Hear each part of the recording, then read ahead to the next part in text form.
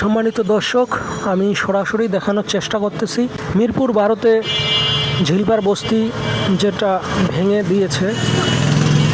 এখানে 7 একর জায়গা জুড়ে বস্তিটি রয়েছে, সেটাকে আজ উচ্ছেদ করে দেওয়া দিয়েছে।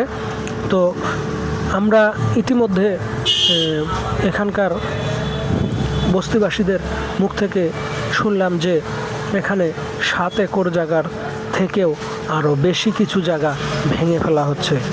আমি মনে করি তাদের যতটুক জায়গা আছে তারা ততটুক জায়গা ভেঙে বুঝে নিতে পারে, কিন্তু অতিরিক্ত জায়গা ভেঙে নেওয়ার কোনো মানে হয় না।